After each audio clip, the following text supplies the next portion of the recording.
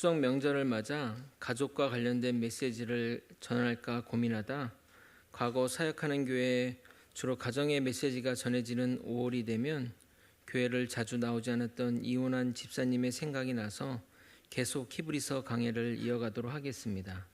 그런데 오늘 주제가 추석에 맞는 설교인지라 의미 있는 설교가 되리라 믿습니다. 히브리서 1장부터 10장 18절까지는 구약과 신약을 연결하여 구약의 인물들과 구약의 제사와 관련한 모든 것을 예수님과 비교함으로써 예수 그리스도에 대한 우월성을 논증하였습니다. 아마도 이 비교가 기독교에서 유대교로 넘어가려고 유혹에 빠진 자들에게 확실한 방패막이 될 것입니다. 그리고 오늘 본문으로 시작으로 히브리서는 이론에 근거한 신앙적 실천을 제시하고 있습니다. 모든 서신서의 특징이 수신자들의 잘못에 대한 비판과 수정, 그리고 이론적 토대를 제시한 후에 실천적 권면으로 나아가는 구조를 띠는데 히브리서도 마찬가지라 하겠습니다. 그래서 여태까지가 이론이었다면 이제는 실제입니다. 이 후반부의 신앙 권면의 주제는 한마디로 인내하는 믿음입니다. 오늘 읽은 히브리서 10장 19절부터 10장 마지막 절까지는 크게 두 부분으로 나뉘는데 19절부터 25절은 성도들이 하나님 앞에 적극적으로 나아갈 것과 하나님 앞에 나아갈 때 어떤 자세로 나아가야 할지를 권면하고 있습니다. 많은 이들이 히브리서의 절정을 11장으로 꼽지만 저는 이 본문이 히브리서의 절정이라고 생각합니다. 오늘 우리는 예수 그리스도의 피를 통해 우리에게 주어진 것이 무엇인지 그리고 그것이 어떻게 우리에게 증명되었는지 확인할 것이며 그로 인해 성도는 주님 오시는 그날까지 어떤 마음의 자세로 살아야 하는지 살펴보도록 하겠습니다. 오늘도 깨달음과 은혜가 있기를 예수님의 이름으로 소망합니다. 본격적인 설명에 앞서 먼저 19절을 읽어보도록 하겠습니다. 그러므로 형제들아 우리가 예수의 피를 힘입어 성소에 들어갈 담력을 얻었나니 19절은 그러므로로 시작합니다. 그러므로는 앞의 사실에 근거하여 실천적 제안을 할 때 쓰는 접속사라 하겠습니다. 대표적으로 로마서 12장 1장도 이 단어로 시작합니다. 그래서 이 단어는 지금까지 논의한 신학적 요지, 즉 그리스도께서 자기의 피로 단번에 한 영원한 제사를 드리신 것과 이로 인하여 예수를 믿는 자들이 영원히 온전케 되었다는 사실에 근거하여 우리가 하나님께 직접 나아갈 수 있는 교제의 길이 열렸음을 말하고자 하는 것입니다. 이것은 실로 정말 놀랍고 대단한 축복이라 하겠습니다. 이게 그런데 왜 우리에게 놀라운고 엄청난 일일까요? 과거 우리 인간은 하나님을 배반하였고 그로 인해 하나님을 마주대할 수 없었습니다. 아담과 하와가 범죄한 이후에 하나님을 피한 것이 이런 이유 때문입니다. 창세기 3장 8절을 읽어드리도록 하겠습니다. 그들이 그날 바람이 불매 동산에 거니시는 여호와 하나님의 소리를 듣고 아담과 그의 아내가 여호와 하나님의 낯을 피하여 동산 나무의 사이에 숨은지라. 물론 이때만 하더라도 죄책감 때문에 그런 것입니다. 하나님이 그렇게 하지 말라고 명령한 것을 어김으로 하나님을 볼 낯이 없었던 것입니다. 그런데 아담과 하와 이후로 인간은 계속해서 범죄를 하였고 시간이 흘러 하나님과 같이 마주대할 수 없을 정도로 인간은 타락했던 것입니다. 그래서 하나님을 보는 것만으로 인간은 죽게 되었습니다. 하나님이 출애굽 백성에게 이렇게 경고합니다. 출애굽기 19장 24절입니다. 여호와께서 그에게 이르시되 가라 너는 내려가서 아론과 함께 올라오고 제사장들과 백성에게는 경계를 넘어 나 여호와에게로 올라오지 못하게 하라. 내가 그들을 칠까 하노라. 이것은 하나님이 내 구역에 넘어왔으니 처벌하겠다는 의미가 아니라 거룩하신 하나님 앞에 타락한 죄인인 인간이 살아남을 수 없다는 의미인 것입니다. 마치 인간이 태양을 향해 나아가면 그 뜨거운 불에 타 죽는 것처럼 타락한 인간의 죽음이 거룩한 하나님께 일차적인 원인이 있지만 하나님의 책임은 아닌 것입니다. 그래서 하나님은 율법으로 이스라엘 백성들이 하나님의 임재의 장소로 여겨지는 회막에 가까이 오지 말라고 경고한 것입니다. 왜냐하면 그들을 보호하시기 위해서입니다. 민수기 18장 22절입니다.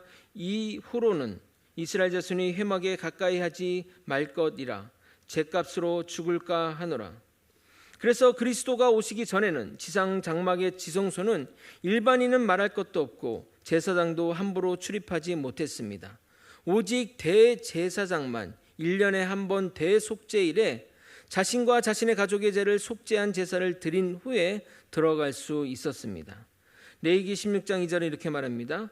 여호와께서 모세에게 이르시되 내 형 아론에게 이르라 성소에 휘장한 법궤의 속죄소 앞에 아무 때나 들어오지 말라. 그리하여 죽지 않도록 하라. 이는 내가 구름 가운데에서 속죄소 위에 나타남이니라. 그런데 하나님은 언제 어느 곳에서나 계시는 분이신데 속죄소 위에 나타나신다는 것이 무슨 의미일까요? 하나님의 존재 방식에 대해 자세히 기록된 것이 없고 그것을 연구한 학자들도 없어서 정확하게 말할 수 없지만 무소부재하신 하나님이 어떤 특정한 장소에 거한다는 것은 다른 곳에 안 계신다는 의미가 아니라 다른 곳에도 계시지만 그 장소에 집중적으로 존재한다고 보는 것이 맞을 것입니다. 하나님의 존재 방식은 인간의 시 공간의 개념과는 다르다고 생각해야 할 것입니다. 그냥 제가 추측하기를 대기 중에 수분이 어디서나 있지만 안개가 낀 곳은 수분의 농도가 진한 것처럼 특정한 장소에 임하는 것이 그런 것이 아닐까 생각해 봅니다. 다시 본문의 주제로 돌아와서 예수 그리스도의 영원하고 완전한 속죄제소가 이룬 가장 획기적인 사건은 바로 우리 죄인인 우리가 거룩하신 하나님께 나아갈 수 있게 된 것입니다. 구약의 대제사장조차 꿈꿀 수 없었던 특권이 신약의 성도들에게 주어진 것입니다.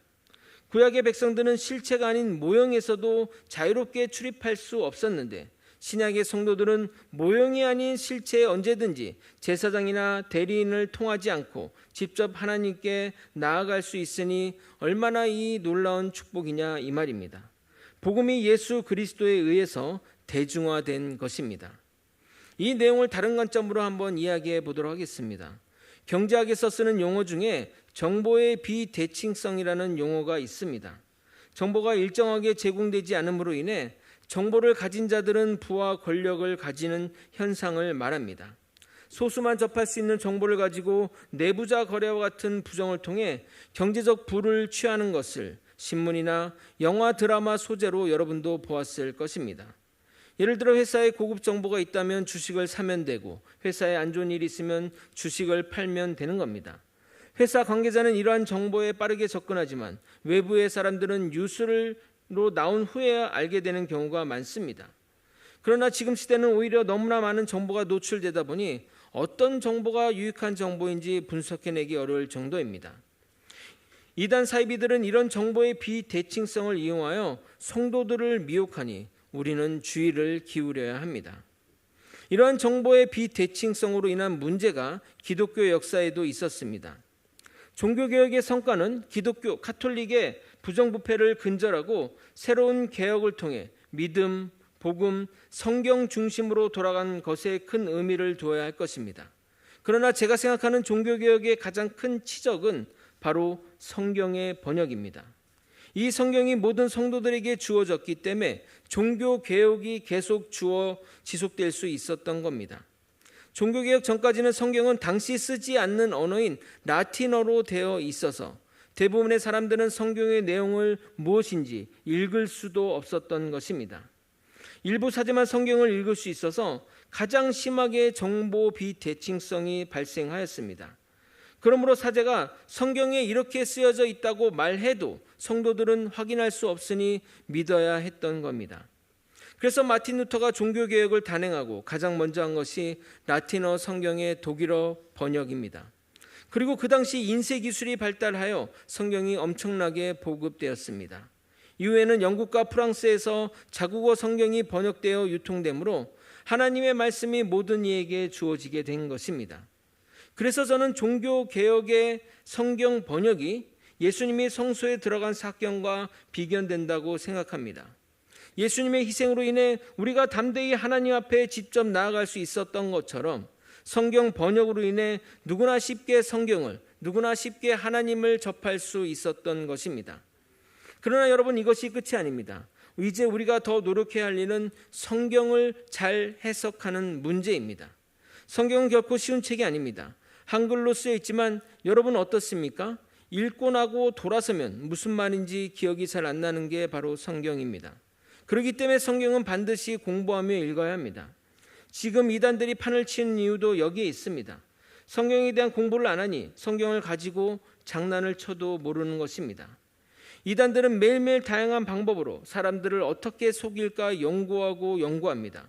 그래서 어떤 구절을 가지고 사람들을 어떻게 속일까 연구도 하는 것이기 때문에 어떤 구절로 장난칠지를 우리는 모른다는 겁니다. 이단에서 나온 사람들과 이야기해야 이 구절이 이런 의미로 사용됐는지 알게 되는 겁니다. 우리가 어떻게 내부 사정까지 잘 알겠습니까? 그래서 저희 목회자들이 이단이 장난치는 구절을 다 알려드릴 수도 없고 알 수도 없기에 여러분이 스스로 성경을 읽고 바르게 해석하는 방법을 습득해야 합니다. 목장 탐방이 끝나면 다시 성경 묵상반 기초과정과 심화 과정을 개설할 예정이니 여러분들의 많은 신청 부탁드립니다. 이제 20절을 여러분이 한번 읽어보도록 하겠습니다. 함께 읽겠습니다. 시작. 그 길은 우리를 위하여 휘장 가운데로 열어놓으신 새로운 살 길이요 휘장은 곧 그의 육체니라. 왜 우리가 예수님으로 인해 하나님 앞에 나아갈 수 있는 이유를 설명하는 성경 구절인데 이 성경 구절로 인해 예수님이 죽으실 때 일어난 사건을 해석할 수 있습니다. 계속 이야기 드렸지만 성경이 성경을 해석한 것이 가장 정확한 해석임을 잊지 마시기 바랍니다. 예수님이 죽으시던 그 시간에 놀라운 일들이 벌어졌습니다. 바로 성막 안에 성소와 지성소 사이를 가로막고 있던 휘장이 찢어졌습니다. 그 장면을 기록한 신약 성경을 제가 읽어드리도록 하겠습니다. 마태복음 27장 50절에서 53절입니다. 예수께서 다시 크게 소리를 지르시고 영원히 떠나시니라. 이에 성소 휘장이 위로부터 아래까지 찢어져 둘이 되고 땅이 진동하여 바위가 터지고 무덤들이 열리며 자던 성도의 몸이 많이 일어나되 예수의 부활 후에 그들이 무덤에서 나와서 거룩한 성에 들어가 많은 사람에게 보이니라.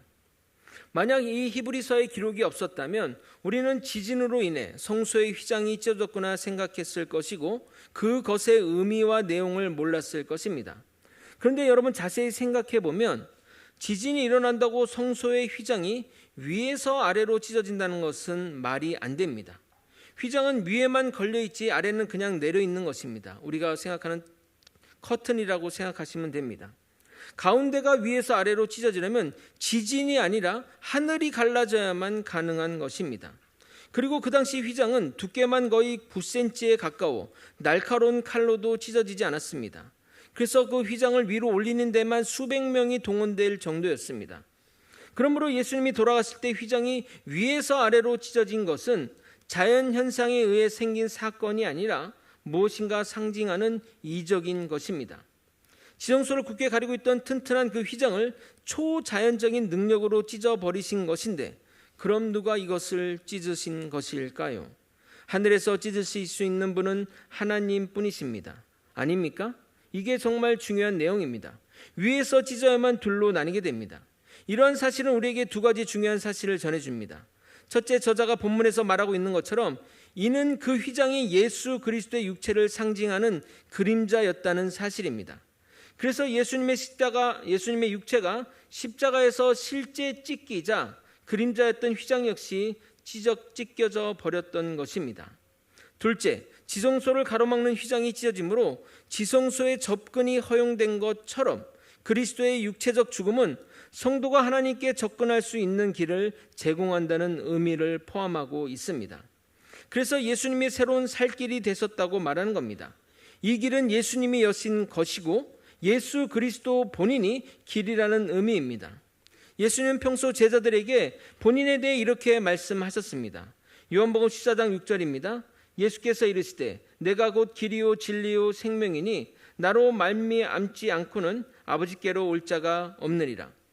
구약시대는 이 길이 열리지 않아서 아무도 하나님 보좌 앞에 이를 수 없었으나 예수 그리스도께서 자기 육체로 완전한 제사를 단번에 드린 이후에는 그를 믿는 누구라도 거룩하신 보좌 하나님 보좌 앞에 나아갈 수 있게 된 것입니다.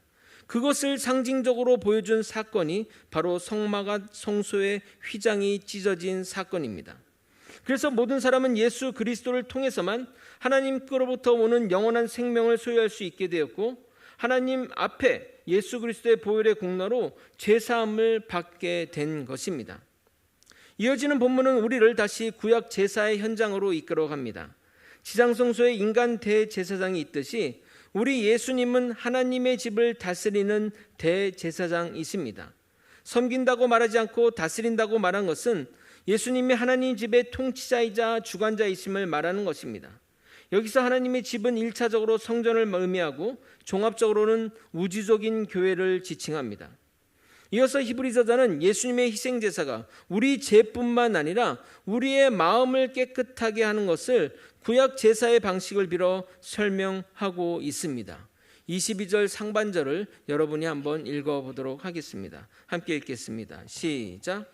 우리가 마음의 뿌림을 받아 악한 양심으로부터 벗어나고 몸은 맑은 물로 씻음을 받았으니. 구약 제사 가운데 의식적 정결을 위하여 성물에 그 동물의 피를 뿌리는 과정이 있는데, 그것처럼 우리의 내적 양심을 위해 예수의 피가 흘리신 것을 표현한 것입니다. 예수를 믿는 모든 성도는 그리스도의 피로 말미암아 마음이 악한 양심으로부터 정결함을 받았으므로 거룩하신 보좌 앞에 나아갈 조건을 갖춘 것입니다. 인간 제사장은 성물의 희생의 피를 뿌린 다음에 성소에 들어가기 전에 성막들에서 자신의 몸을 씻었습니다. 이것은 세례를 의미하는 것으로 예수님이 십자가에서 흘리신 물로 대체할 수 있는데, 예수님의 흘리신 물로 인해 우리의 전인격이 정결되었음을 나타내는 것입니다. 이로써 우리는 하나님 집에 들어갈 모든 조건을 갖춘 것입니다. 그런가요? 아닙니다. 외향적인 부분은 준비되었지만 우리의 마음도 준비되어야 합니다. 그것이 바로 참 마음과 온전한 믿음입니다. 22절 전체를 다시 한번 여러분이 읽어보도록 하겠습니다. 함께 읽겠습니다. 시작. 우리가 마음의 뿌림을 받아 악한 양심으로부터 벗어나고 몸은 맑은 물로 씻음을 받았으니 참 마음과 온전한 믿음으로 하나님께 나아가자. 그러니까 이 전반절은 우리가 참 마음과 온전한 믿음으로 나아갈 수 있는 준비를 하나님이 준비시켜 줬으니 우리가 그 마음으로 나아가자는 말입니다. 복음은 우리를 은혜로 이끌지만 우리 또한 준비되어야 하는 부분이 있어야 합니다. 이것을 이렇게 표현할 수 있습니다. 은혜 먼저 뒤따르는 행위라고 말입니다. 예를 들어 여러분이 아름다운 파티에 초대받았다고 생각해 보십시오. 여러분 앞으로 여러분의 이름이 적힌 초대장이 발급되어 여러분에게 있습니다. 주어진 초대장을 들고 나아가면 그 아름다운 파티에 참석할 수 있습니다. 그런데 그 파티에 참석하려면 정장을 입고 나아가야 합니다. 정장을 입었다고 초대장 없이 파티에 참석할 수 있는 것은 아니지만, 파티에 초대받았다면 거기에 맞는 준비를 우리는 해야 합니다.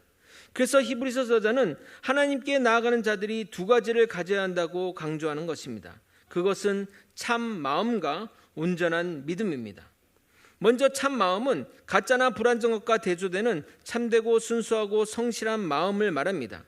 하나님의 말씀인 진리에 부합되는 마음이 참 마음이며, 진리이신 그리스도 안에서 새롭게 된 마음이 참 마음입니다. 하나님은 겉에 보이는 외향적인 청결함보다 눈에 보이지 않는 마음의 정화를 매우 중요하게 여기십니다. 왜냐하면 하나님은 우리의 마음의 중심을 보시기 때문입니다. 그러나 사람은 남의 마음속을 볼 수도 없고 또 내 마음속을 숨길 수 있기에 외적인 청결에만 신경을 썼던 것입니다.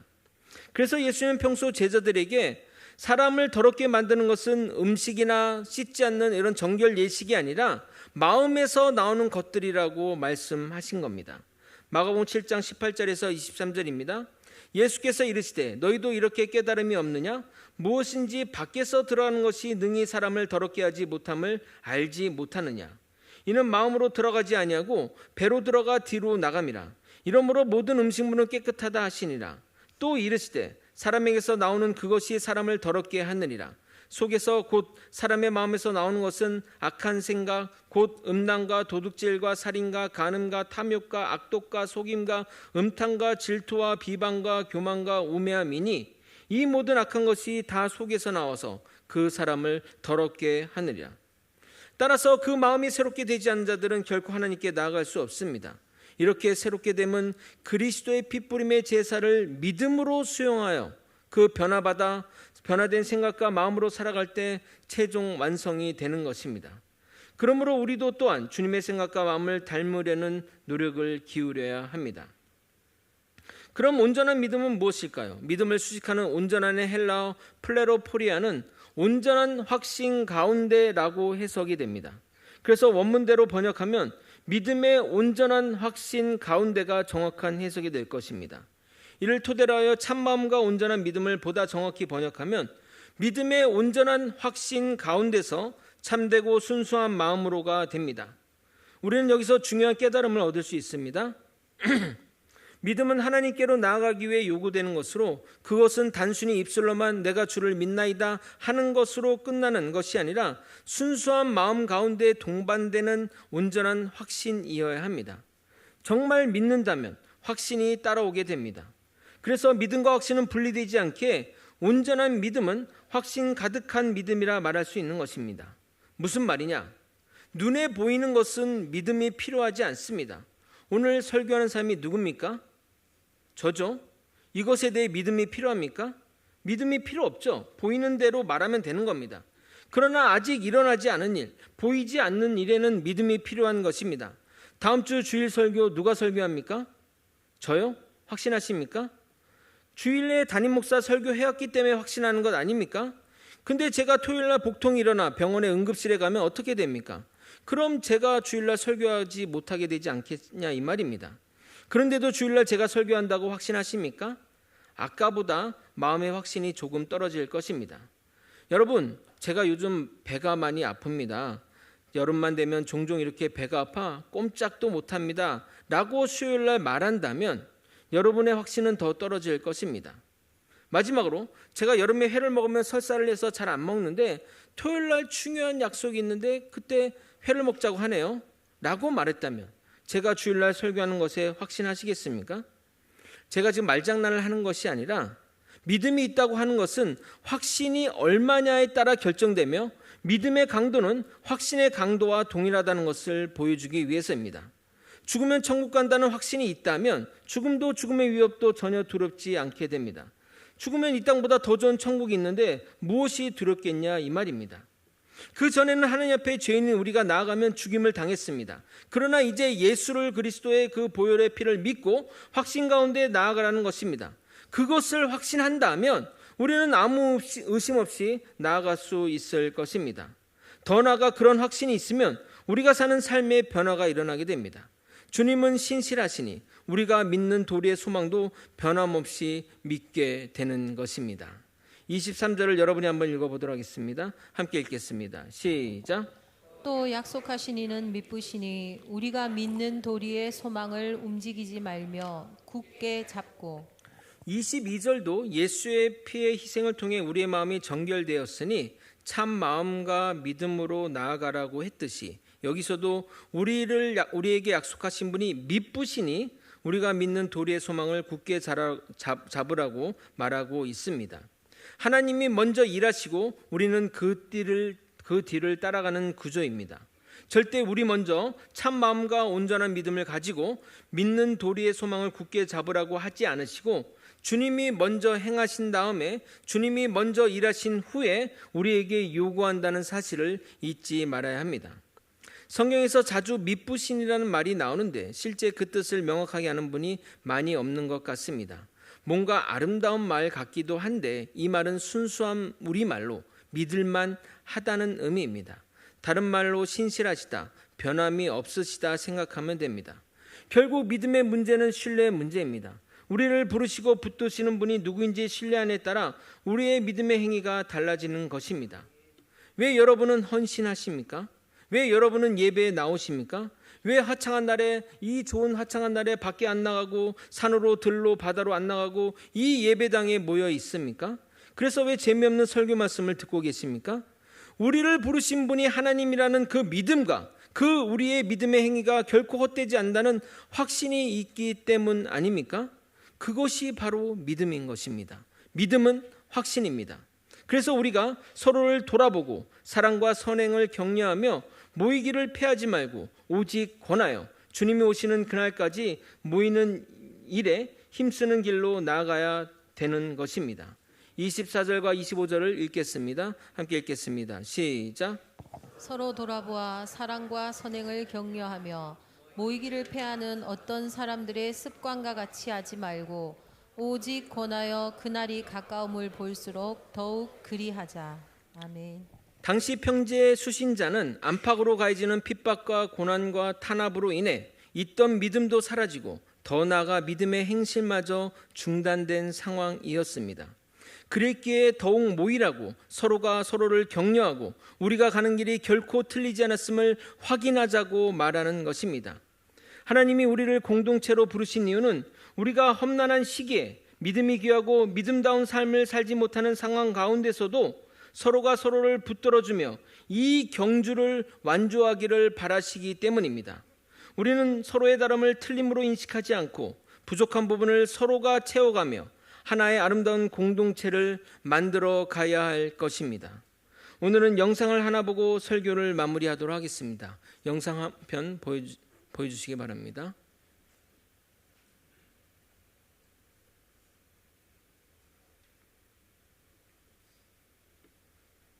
2011 런던 올림픽과 2016 리우 올림픽 둘 다 금메달을 획득했고 동생은 2011 런던 올림픽에선 동메달을 획득했고 2016 리우 올림픽에선 형에 이어 은메달을 획득했죠. 그리고 브라운리 형제는 2016 트라이애슬론 세계선수권대회에서 감동적인 레이스를 펼치게 됩니다. 트라이애슬론은 수영 1.5km, 사이클 40km, 마라톤 10km의 험난한 레이스를 거쳐야 하는 만큼 엄청난 체력을 요구하는 스포츠기에 트라이애슬론을 하면서 탈진하는 선수들을 심심찮게 볼 수 있죠. 결승선을 약 700m를 앞두고 선두로 달리던 동생 뒤에서 형은 남아공 선수와 2위 경쟁을 펼치고 있었습니다. 그러다 갑자기 동생은 눈과 다리에 힘이 풀렸죠. 경기 진행 요원의 몸을 맡기며 경기 포기 직전까지 가게 됩니다. 뒤에서 동생의 모습을 지켜본 형은 남아공 선수와의 경쟁을 포기하고 쓰러져가는 동생의 어깨를 짊어지고 남은 레이스를 함께하죠.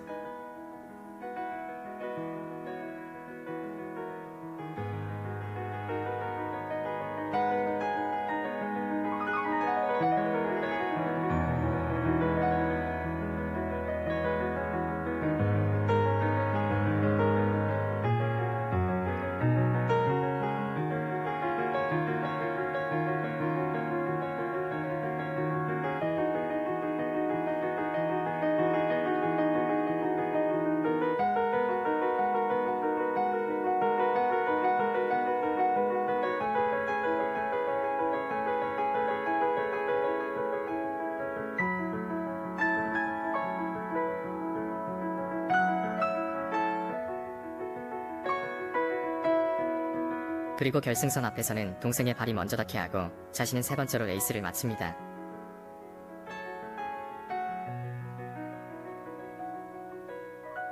대회가 끝난 후 형은 인터뷰에서 이렇게 말하며 환히 웃었다고 하죠.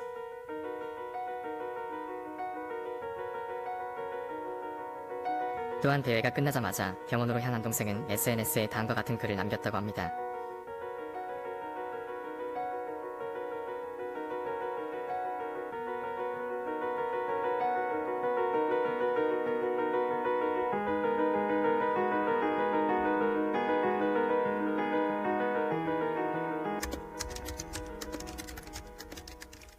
브라운리 형제는 영국을 대표하는 이 경주에서 승리한 사람은 아무도 기억하지 않지만 이 두 형제의 아름다운 레이스는 사람들이 영원히 기억할 것입니다. 타락과 음란과 폭력으로 치닫는 험난한 이 세상에서 우리 힘으로 혼자 힘으로 끝까지 완주할 수 없습니다. 그래서 서로가 어깨를 빌려주고 서로를 보듬어 안으면 우리 믿음의 길은 아름답게 마무리될 것입니다. 말씀을 정리하겠습니다. 우리가 왜 죄를 짓습니까? 육체에 연약해서 그렇습니까? 아닙니다. 주님이 우리의 죄를 보지 못한다고 생각하기 때문입니다. 왜 우리가 세상 일에 목숨 걸고 남을 속이고 돈에 순교하려고 하는 줄 아십니까? 천국보다 이 땅의 잠시간의 풍요가 좋으니까 그러는 것입니다. 우리가 믿는 천국과 하나님의 말씀에 대한 믿음의 확신이 있다면 결코 이 땅의 일에 목숨 걸지 않습니다. 그러나 가끔 어떤 성도님 보면 이 땅에서 영원히 사실 것처럼 살아가는 분을 봅니다. 마지막이 다가올수록 우리는 예배의 자리로 모이기를 힘써야 합니다. 우리를 공동체로 부르신 하나님의 뜻이 있습니다. 여러 가지로 부족하고 모나고 연약하나 더욱 공동체가 필요한 것입니다. 우리가 완전하고 완벽하다면 왜 다른 사람의 도움이 필요하겠습니까? 그러나 서로를 품고 안으며 주의 선하신 뜻을 깨닫고 실천해 나갈 것입니다. 모이기를 패하는 어떤 사람들의 습관과 같이 하지 말고 오직 권하여 그날이 가까이 올수록 더욱 모이기를 힘쓰는 저와 여러분이 되시길 예수 그리스도 이름으로 축원드립니다. 함께 찬양하고 예배 기도의 자리로 나아가도록 하겠습니다.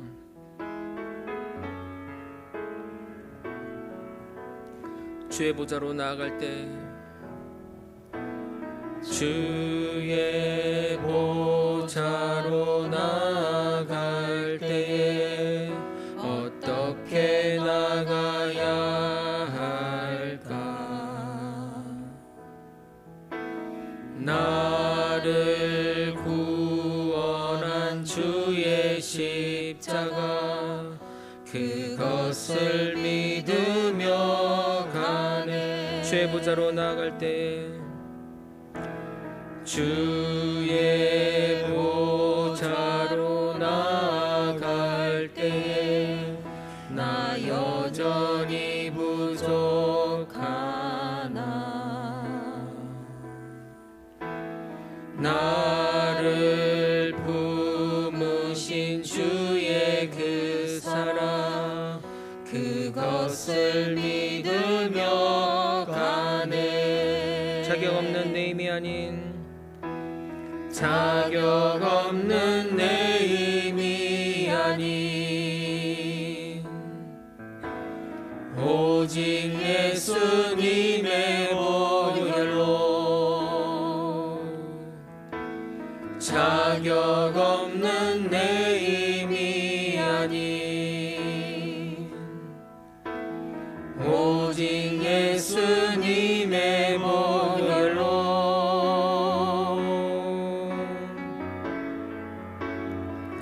십자가의 보혈 완전하신 사랑 힘입어 나갑니다.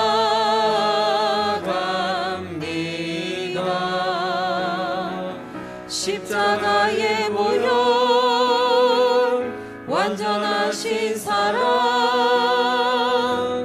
힘입어 예배하. 십자가의 보혈 십자가의 보혈 완전하신 사랑 힘입어 나갑니다.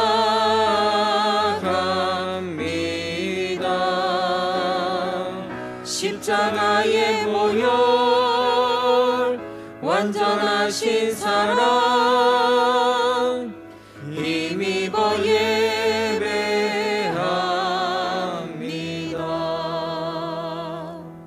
거제의 소망교회를 다시 한번 돌아보기 소망합니다. 그동안 우리는 많은 어려움과 분열과 분쟁을 겪어왔습니다. 그래서 많은 이들이 상처받고 교회를 떠났고 심하면 믿음에서 떠난 이들도 있었습니다. 교회가 안식처가 되고 우리의 보금자리가 되어야 하는데 걱정거리가 되고 스트레스를 받는 공간이 되어서는 안 될 것입니다. 우리를 부르신 이는 우리가 주 안에서 성장해 나가길 원하십니다. 그러므로 주님의 시야로 지금의 어려움을 문제라 여기지 말고 우리를 빚어가시는 하나님의 인도하심으로 바라보았으면 좋겠습니다. 먼 훗날 우리를 이끄신 주님의 놀라운 계획에 감사와 찬양으로 올려드릴 날이 반드시 올 것입니다. 그것을 믿으며 다 함께 주님의 이름 부르짖고 통성으로 기도하시겠습니다. 주여! 하나님 아버지, 하나님의 뜻을 따라 살아가는 주의 백성들, 하나님의 뜻이 무엇인지 분별하며 하나님의 나라와 영광을 위해 살아갈 수 있도록 도와주시옵소서. 아버지, 주의 교회가 아버지 아픔과 어려움이 있지만 아버지 하나님이 이것이 우리를 성장시켜 나가는 하나님의 계획이라 믿고 아버지 더욱더 주님의 뜻을 분별하며 주님의 뜻을 순종하며 나아가는 아버지 우리가 되게 도와주시옵소서. 아버지, 어떤 사람들이 있는 공동체에는 어디나 다 어려움과 불륜이 있습니다. 그럼에도 불구하고 더 크신 주님을 생각하며 하나님의 뜻을 순종하며 나아가는 아버지 우리가 되게 도와주시옵소서. 아버지여, 다름을 틀림으로 인식하지 않게 도와주옵시고 하나님의 뜻을 더욱더 순종하며 나아갈 때 하나님의 계획이 우리를 통해서 이루어질 줄 믿습니다. 교회를 사랑하시고 또 하나님의 공동체를 사랑하시고 하나님의 그 뜻을 순종하며 살아가는 우리 모두가 될 수 있도록 이끌어 주시옵소서. 온전히 주님만 의지합니다. 온전히 하나님의 뜻을 바라봅니다. 하나님이 우리를 향해서 했던 그것들을 믿으며 아버지 나아가는 우리 모두가 될 수 있도록 이끌어 주시옵소서. 주님의 큰 은혜와 주님의 돌보심을 바라보며 하나님을 더욱더 의지하며 나아가는 아버지 우리가 되게 도와주옵시고 나보다는 더욱더 교회를 생각하고 또 우리 가족보다는 공동체를 더욱 생각하며 하나님의 뜻하신 길을 생각하는 우리 모두가 될 수 있도록 이끌어 주시옵소서. 하나님 붙들어 주시옵소서. 하나님의 더욱더 크신 은혜 가운데 살아갈 수 있도록 도와주옵소서.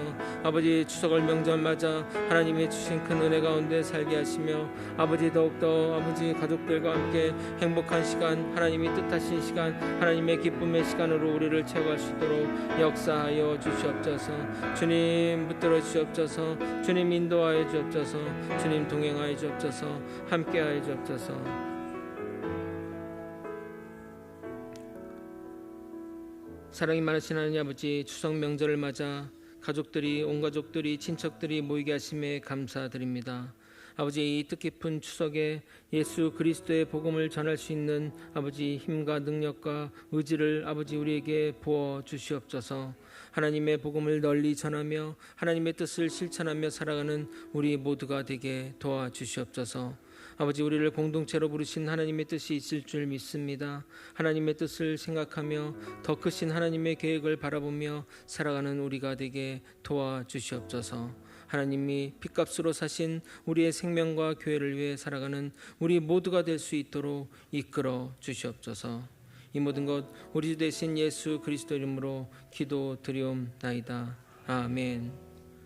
지금은 우리 구주 예수 그리스도의 은혜와 우리 하나님 아버지의 크신 사랑과 성령 하나님의 감동감화 교통 역사하시는 귀한 은총이 예수의 보혈의 피를 의지하여 주님께 당당히 나아가며 삶에서는 서로를 보듬어 안으며 연약한 지체를 사랑으로 감싸는 믿음의 성도님 머리 위에, 그 가정 위에, 그리고 거제 소망교회 위에 이제로부터 영원히 함께 있을지어다. 아멘.